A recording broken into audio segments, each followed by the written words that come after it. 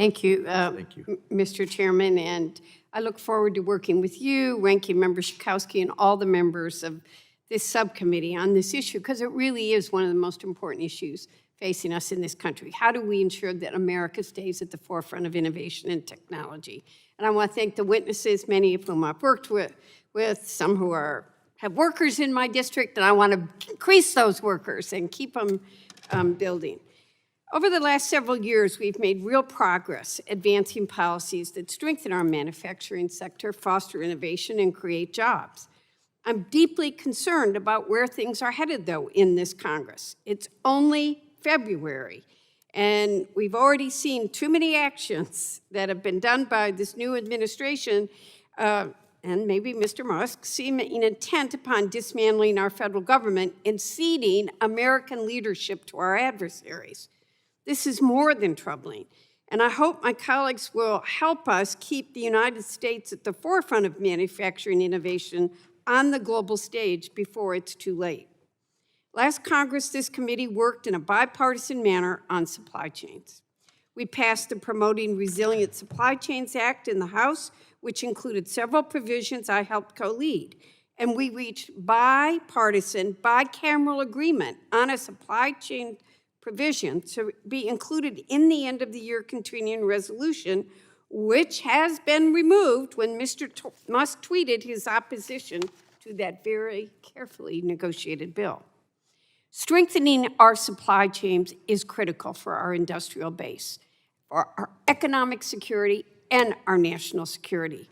The federal government must have the tools to prevent vulnerabilities from escalating into full-blown crises.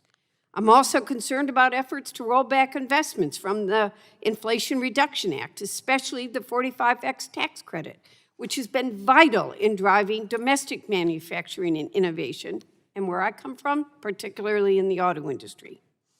Everyone has told me that these incentives are critical for our global competitiveness. One of the backbones of American manufacturing is the auto sector. We've seen the devastating consequences of uncertainty and disinvestment on manufacturers and suppliers. We've got to bring our supply chains home, and not just steel and aluminum and autos as we're talking about, but pharmaceuticals and many others. We should not be producing 80 to 90% of our medicines overseas. That's a national security issue. For decades, poorly negotiated trade deals, the outsourcing of jobs, have howled out our industrial base. And at the same time, the rise of automation has cost many workers their livelihoods. Yes, innovation is critical, and we've got to lead. But we have to be honest about the impact on workers and ensure that progress does not come at the expense of the middle class. We cannot leave labor behind.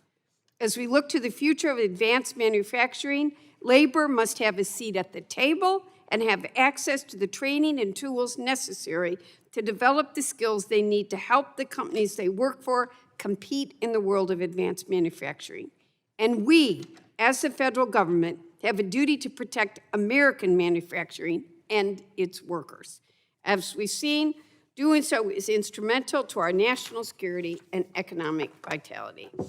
Mr. Kinder, can you speak to the importance of passing bipartisan federal supply chain legislation in this Congress? And fast, because I went too long. Thank you, Congresswoman Dingell, and thank you for representing so many of our employees in your district.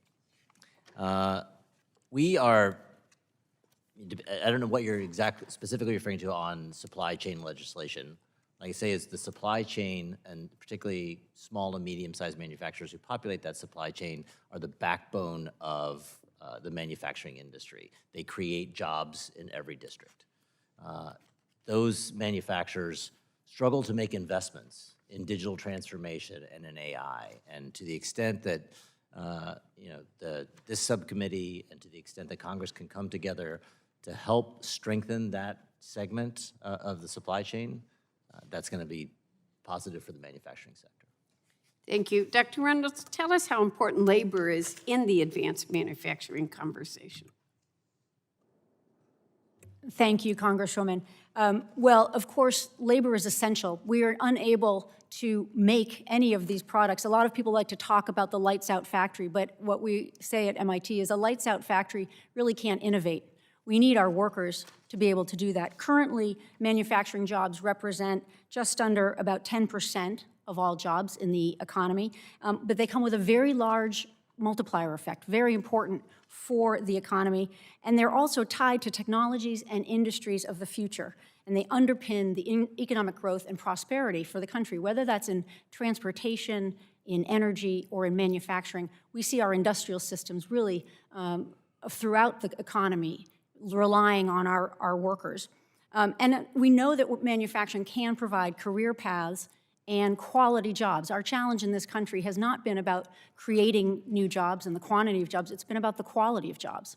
And so I think that the fact that we're thinking about and talking about how can AI augment workers and support workers is really the first step to making sure this technology helps workers through increasing productivity, which can also lead to increasing wages. As it stands right now, our small and medium-sized firms are struggling to adopt this technology, to find workers, to pay their workers, and we can find a path forward that invests both in technology and in workers for the country.